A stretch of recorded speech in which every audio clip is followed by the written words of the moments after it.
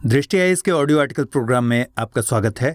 आज का audio article the Hindu में प्रकाशित लेख lessons from the new French revolution और ब्रिटिश अखबार इंडिपेंडेंट में छपे Macron defeats Le Pen and the populist revolution लेखों का सम्मिलित सार है। इसमें टीम दृष्टि के इनपुट भी शामिल हैं। यह ऑडियो आर्टिकल सामान्य अध्ययन प्रश्न पत्र 2 के अंतर्राष्ट्रीय संबंध खंड से जुड़ा हुआ है। तो आइए लेख की शुरुआत करते हैं। नई फ्रांसीसी क्रांति के सबक। इतिहास सिर्फ किताबों में पड़ी धूल फांकने वाली कोई कहानी नहीं, बल्कि परिवर्तनकारी शक्ति समेटे दोबारा लौट कर आने वाली सच्चाई भी है। स्वतंत्रता, समानता और विश्व बंधुत्व का जो विचार फ्रांस की राज्य क्रांति 1789 में पहली बार सामने आया था, वही विश्व में लोकतांत्रिक विचारधारा का आधार बना। आज जब दुनिया में लोकतांत्रिक मर्यादा को गहरी चुनौती मिल रही है और उसके उत्पाद को खत्म करने की कोशिश की जा रही है, तब फिर फ्रांस में मैक्रों की जीत ने लोकतांत्रिक मर्यादा को राह दिखाई है। यूरोपीय महाद्वीप के सबसे बड़े देश फ्रांस में नेपोलियन के बाद 39 साल के दूसरे सबसे युवा शासक यानी राष्ट्रपति के तौर पर चुने गए मध्यमार्गी इमैनुएल मैक्रों की जीत को भूमंडलीकरण और मुक्त बाजार व्यवस्था की जीत माना जा रहा है।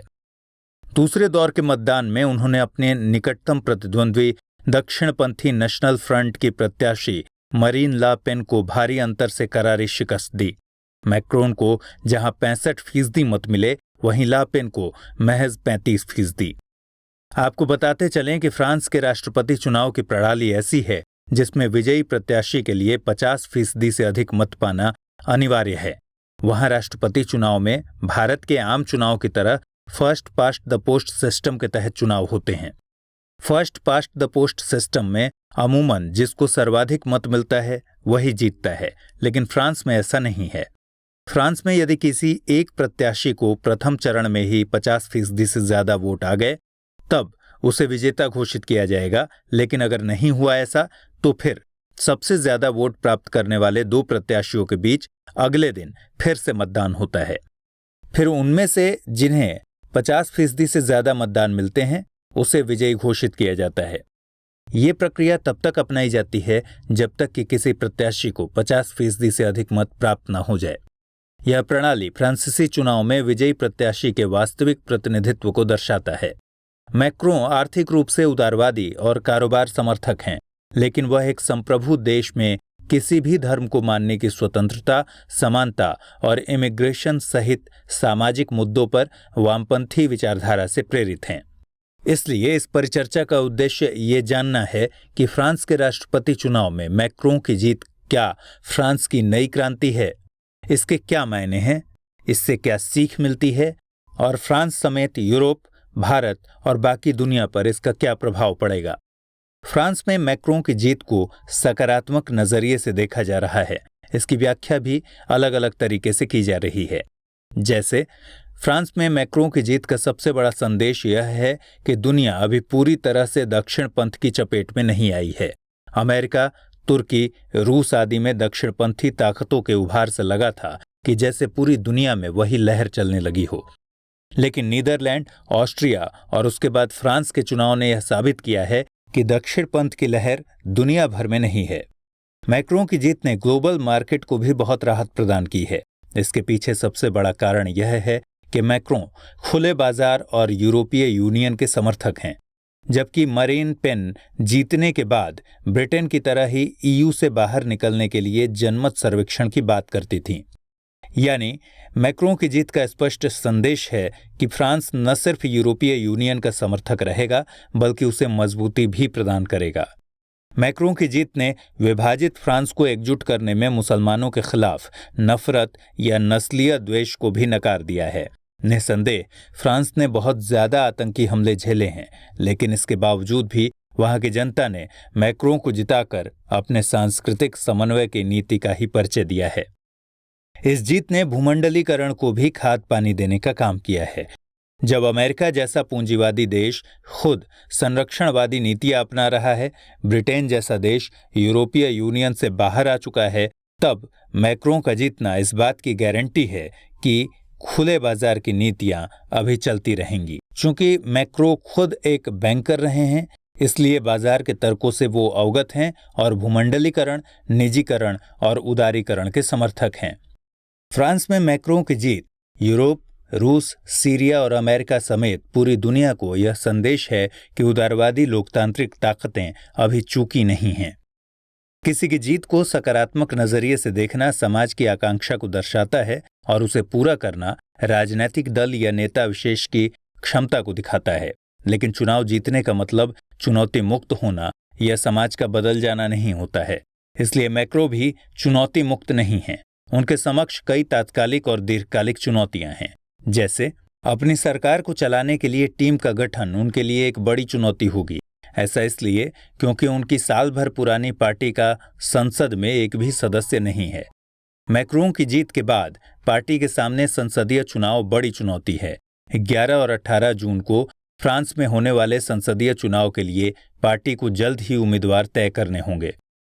मैक्रों के सामने एक बड़ी मुश्किल है गहराई तक विभाजित फ्रांस का समाज।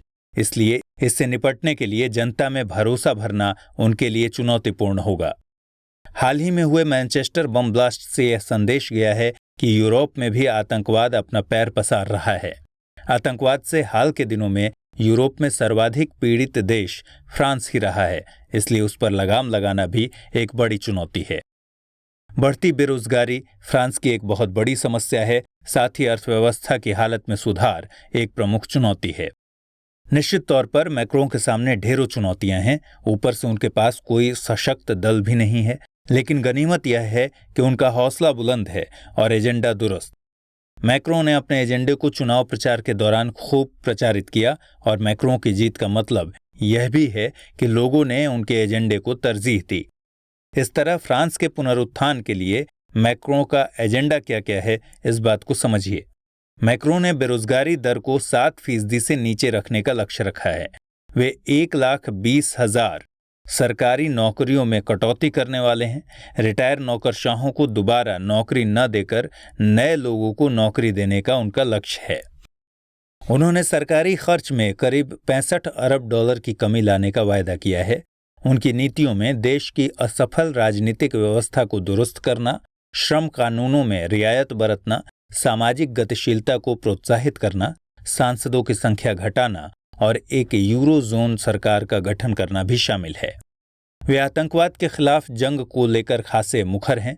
उन्होंने रक्षा खर्च बढ़ाने, 10,000 से अधिक पुलिसकर्मियों को नियुक्त करने और आतंकवादी संगठन इस्लामिक स्टेट से हर वक्त लड़ने का ऐलान किया है। मैक्रों चाहते हैं कि यूरोपीय संघ की 5,000 बॉर्डर गार्ड्स की फोर्स गठित हो। साथ ही फ्रांसीसी राष्ट्रीयता हासिल करने के लिए फ्रेंच भाषा के ज्ञान को अनिवार्य बनाने के साथ वहां के धर्मनिरपेक्ष मूल्यों के बारे में सभी धर्मगुरुओं को विस्तृत प्रशिक्षण देना अनिवार्य हो। फ्रांस की गद्दी पर मैक्रों का आना भारत समेत सारी दुनिया के लिए कौतूहल का विषय रहा है। फ्रांस न सिर्फ यूरोप का एक प्रमुख देश है बल्कि दुनिया की एक महाशक्ति भी है। इसलिए वहां के सत्ता पर नए नेतृत्व के आगमन से अंतर्राष्ट्रीय संबंधों में फेरबदल के साथ साथ द्विपक्षीय संबंधों में भी तेजी या मंदी का रुख आ सकता है।